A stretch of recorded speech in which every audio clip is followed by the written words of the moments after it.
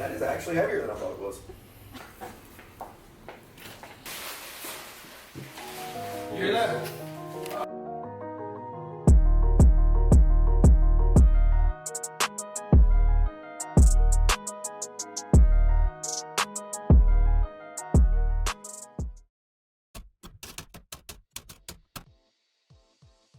Okay, so we're in my 3 to 5 bedroom conversion Airbnb.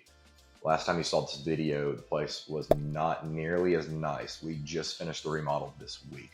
Added LEDs on top of the cabinets, brand new countertops. We redid almost everything. We added a bar behind us, new appliances. I decked this thing out. This one is my breadwinner. This is my #1 Airbnb that I'll have right now until I have my personal home on.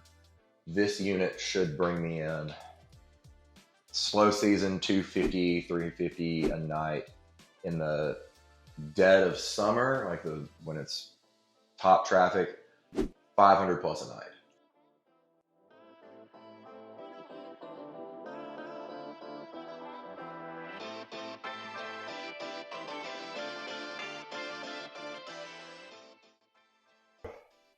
The reason why we're putting this new mattress on is I had 2 sets of these bunk beds, and we converted one of the closets into a bunk bedroom to sleep 2 more people, which is an extra $50 a night. So we ordered this one from China, and it was supposed to be a twin, single, and ended up being a full and a single on top, which is actually a very good mistake. That's So another body. that makes it to where now I can sleep 5 people in this room instead of 4. And now it opens the room up for adults. So this room was designed for children at first. I can see that. Now you can have 2 adults having a tea party here, and it's okay. A little bit of advice: the more people you can sleep, the more money you make. And my rule of thumb is $25 a head. It's usually $25 a head. So you get 10 people, that's $250 a night. On the low side. Now that adjusts between the seasons, but it's a good rule of thumb. Yes. We're going to have to slide this thing in. And then I gotta just gotta spit on it. What do you mean by that? There we go. Okay. Amazon just makes life 10 times easier. Shout out Amazon. Yeah, no, like 20 years ago, 30 years ago, if you were trying to do this, it would just be 10 times the work. All right, next unit.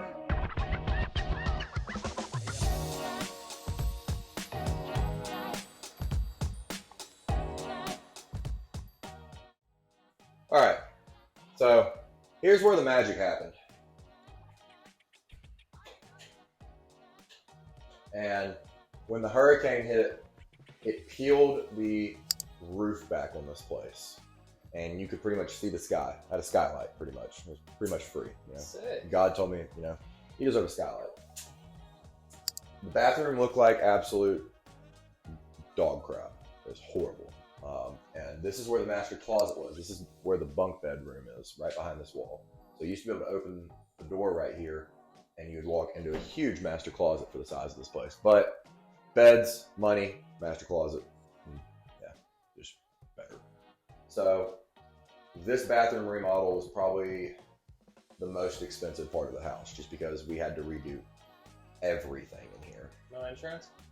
Yeah, insurance covered probably about 1/3 of all the damages that it really did. So here's the bad part about insurance.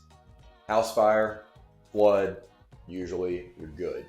Some weird accident happens, you're good. When there is a natural accident of like a hurricane or like a mass freeze or something like that, insurance companies are probably going to try to screw you. Probably. They definitely screwed me. I got paid probably about 1/3 of what I spent on construction, but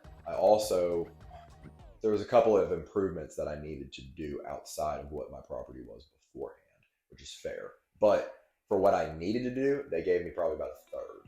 So that's just risk and reward. What that did was put me in a spot where I was uncomfortable. I didn't have the money to fix my properties. And I was very real estate rich but cash poor, because I'd always just take all my money and dump it into more real estate. Lesson learned now to keep equity readily available with either a HELOC or being able to just pull equity out at any time.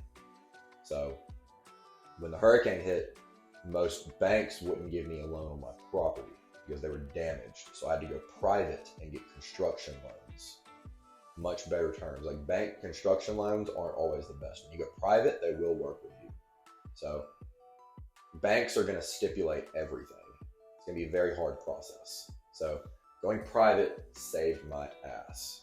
After contacting 20, 30 plus banks, I finally found a private lending group in Houston, Texas, Austin, Texas, Dallas, Texas.